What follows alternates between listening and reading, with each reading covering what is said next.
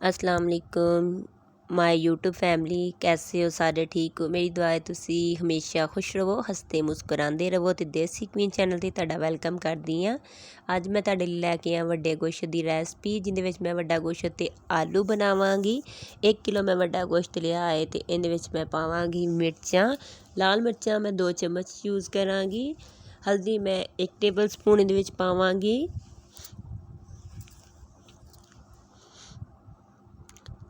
2 table spoon मैं इहदे विच नमक पावांगी। तुसी अपनी हांडी के मुताबिक कम या ज़्यादा कर सकते हो।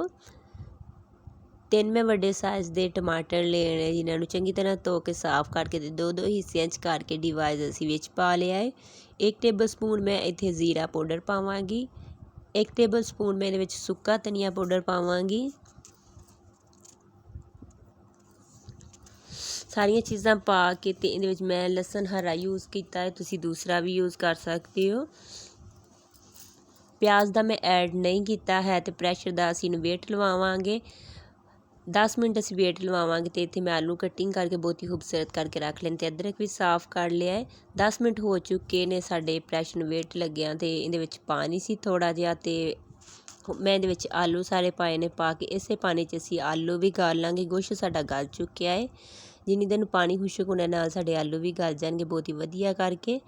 इत्थे मैं इहदे विच घी पाउण लगी हाँ। घी तुसी भी अपनी मर्जी नाल कम या ज़्यादा पा लिया जे। टमाटर, अदरक ते हरियां मिर्चां दा मैं पेस्ट बना के रखिया सी, ओह इहदे विच पावांगी ते पा हाई फ्लेम ते असी इहनूं पकावांगे। इसे पानी में अगर तुसी आलू पा के इनू चंगी तरह भुनोगे तो इहदे विच आलूआं दा टेस्ट भी बहुत वधिया करके आएगा, तो मसाले भी आलूआं में चंगी तरह जज़ब हो जाएंगे। अगर तुसी भुन के बाद चों इहदे विच आलू पाते हो तो इहदे विच जायका नहीं आता है, आलू विचों फिक्के फिक्के रहिंदे ने। तो इसलिए अगर तुसी इंज आलू पाओगे तो आलूआं दा भी जायका बहुत ही वधिया हो जाएगा। भुनाई तुसी बहुत ही खूबसूरत जी करके करनी है। वेखो कितना खूबसूरत जिहा कलर आया, तो पानी हजे साडा विच है वे गोश्त दे, ते इहदी भुनाई तुसी बहुत ही खूबसूरत करके करिया जे। अगर वीडियो चंगी लगे तो मेरे चैनल को सबसक्राइब करिया जे, आल नोटिफिकेशन ऑन करिया जे, ते क्यूट जा कमेंट करिया जे।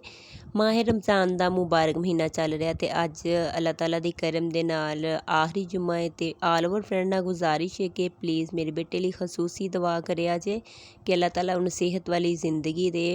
वो बीमार है तकरीबन 4 साल तो, मेरी रिक्वेस्ट है आल ओवर फ्रेंड नाल मेरे बेटे लिए खसूसी दुआ करिया जे। जुम्मे का मुबारक दिन है तो आखिरी जुम्मा भी है, इसलिए दिलों हो के दुआ करिया जे कि अल्लाह ताला मेरे बेटे को तंदुरुस्ती देवे, सेहत देवे।